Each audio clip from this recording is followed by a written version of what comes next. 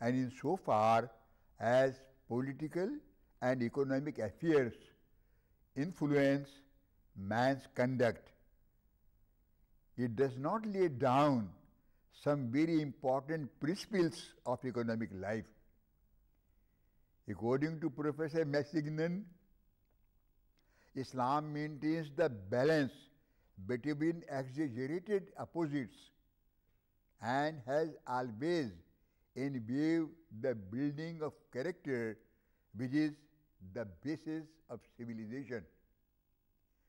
This is secured by its law of inheritance, by an organized and not an optional system of charity known as zakat, and by regarding as illegal and antisocial practices in the economic field like monopoly, usury, securing of predetermined unearned incomes, and increments, concerning markets, hoardings, and creating artificial scarcity of any commodity in order to force the price to rise.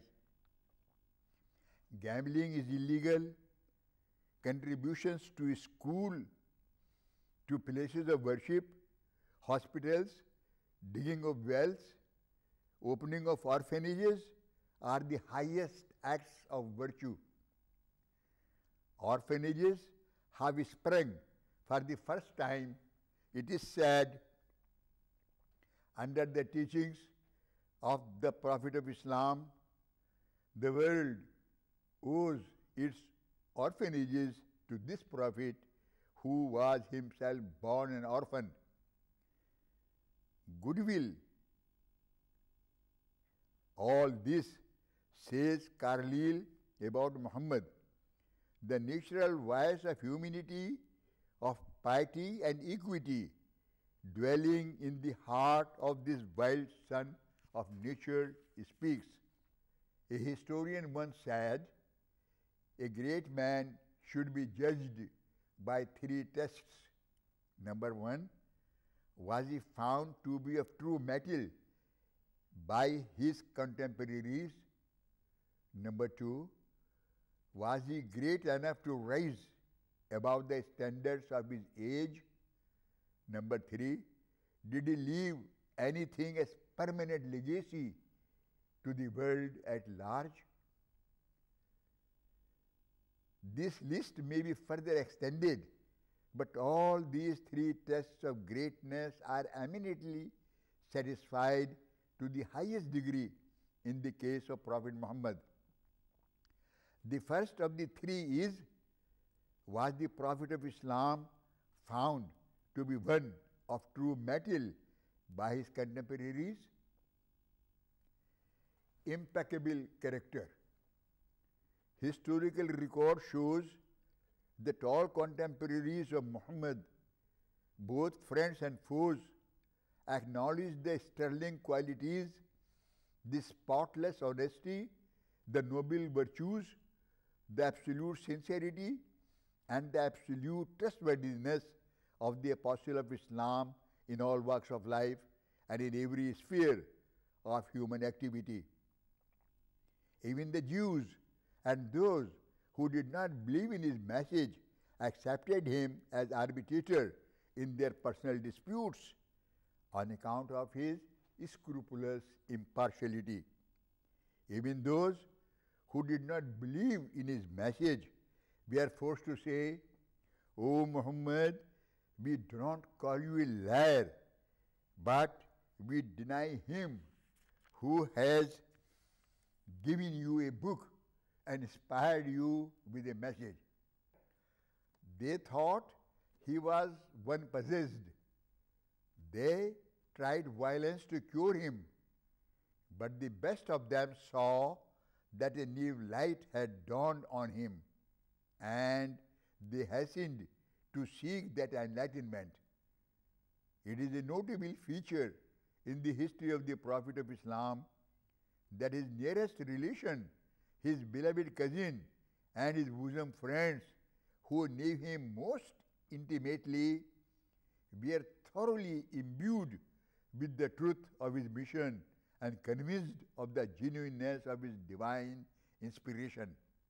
If these men and women, noble, intelligent, and certainly not less educated than the fishermen of Galilee, had perceived the slightest sign of earthliness, deception, or want of faith in the teacher himself, Muhammad's hopes of moral regeneration and social reform would all have been crumbled to dust in a moment.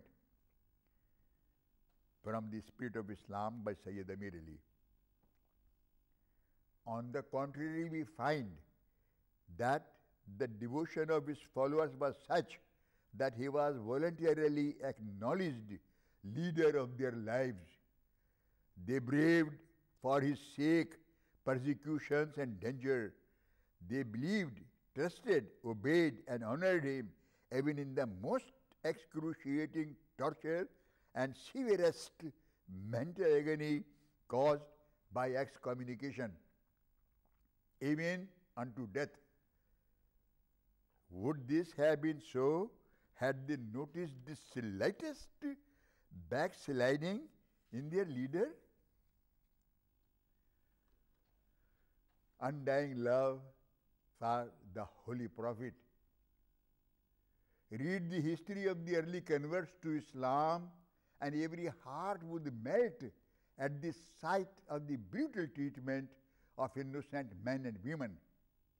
Sumaya, an innocent woman, is cruelly torn into pieces by piercing through with spears. An example is made of Yasir, whose legs are tied to 2 camels and the beasts are driving in the opposite direction. Khabab bin Earth is made to lie down on a bed of burning coal with the brutal legs of the merciless tyrant on his breast so that he may not move, and this makes even the fat beneath his skin melt. Khabab bin Earth is put to death in a cruel manner by the mutilation and cutting off his flesh piecemeal.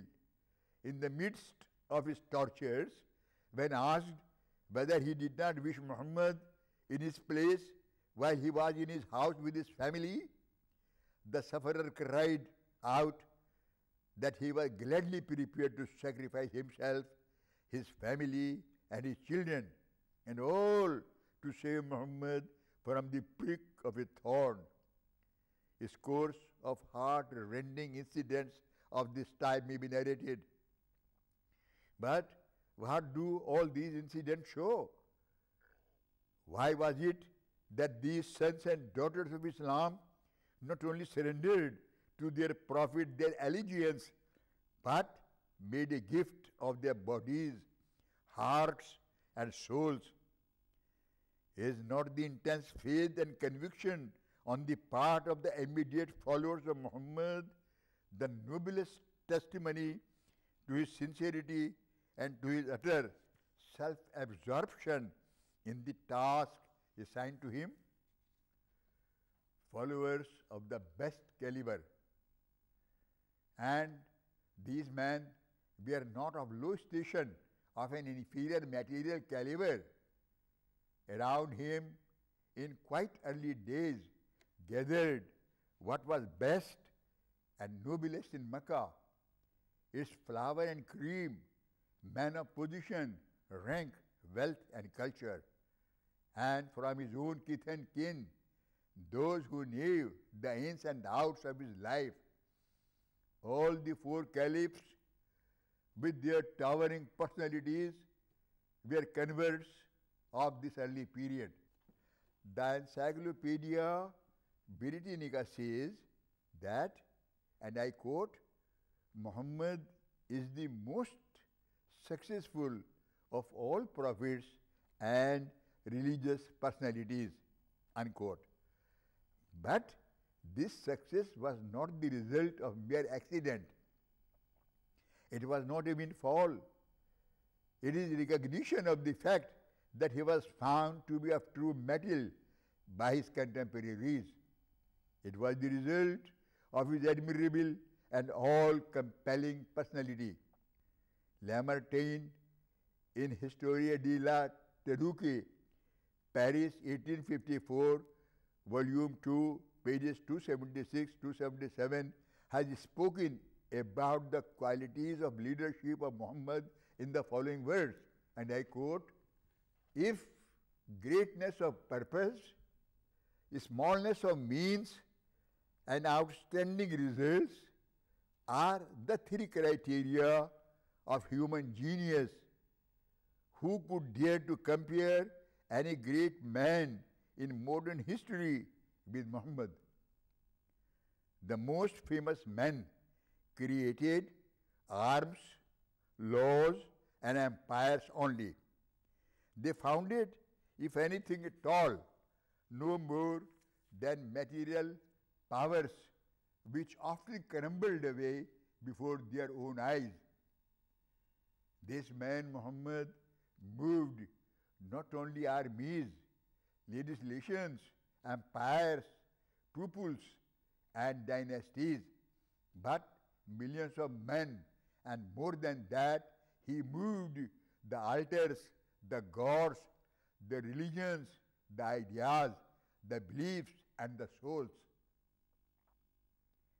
On the basis of a book, every letter of which has become law, he created a spiritual nationality which blended together peoples of every tongue and every race. The idea of the unity of God proclaimed